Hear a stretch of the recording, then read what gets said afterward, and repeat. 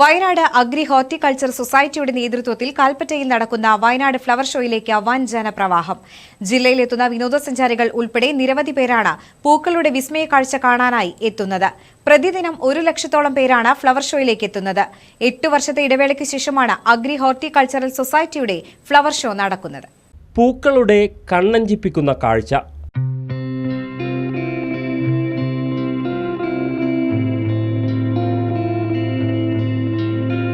Flower show നഗരിയിലേക്ക് കയറുമ്പോൾ തൊട്ട് കാഴ്ചകൾ കണ്ടു മടങ്ങുന്നതിനുള്ളിൽ ആയിരക്കണക്കിന് പൂക്കളുടെ മനോഹാരിതയാണ് ആസ്വദിക്കാനാവുക.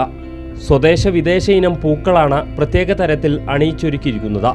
വിവിധ ഉൽപ്പന്നങ്ങളുടെ വിൽപ്പന സ്റ്റാളുകളും ഒരുക്കിയിട്ടുണ്ട്. കൃഷിവകുപ്പിന്റെ സ്റ്റാളും ഒരുക്കിയിട്ടുണ്ട്. രുചി വൈവിധ്യങ്ങളുമായി ഫുഡ് കോർട്ടും തയ്യാറാണ്. അമ്യൂസ്മെന്റ് പാർക്കിന് പുറമെ കുതിരസവാരിയും ഇത്തവണ ഒരുക്കിയിട്ടുണ്ട്.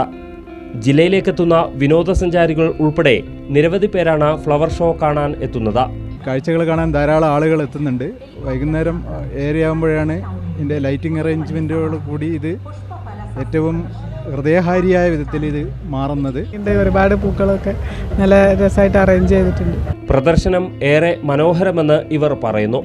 കഴിഞ്ഞ ദിവസങ്ങളിൽ വലിയ തിരക്കാണ് അനുഭവപ്പെട്ടത്. പുതുവത്സരാഘോഷത്തിന് ജില്ലയിലേക്കെത്തുന്ന സഞ്ചാരികളും ഫ്ലവർ ഷോ കാണാനെത്തുമെന്ന പ്രതീക്ഷയിലാണ് സംഘാടകർ. 8 വർഷത്തെ ഇടവേളയ്ക്ക് ശേഷമാണ് വയനാട് അഗ്രി ഹോർട്ടിക്കൾച്ചറൽ സൊസൈറ്റി കൽപ്പറ്റയിൽ വീണ്ടും ഫ്ലവർ ഷോ സംഘടിപ്പിച്ചിരിക്കുന്നത്. News bureau, Kalpetta.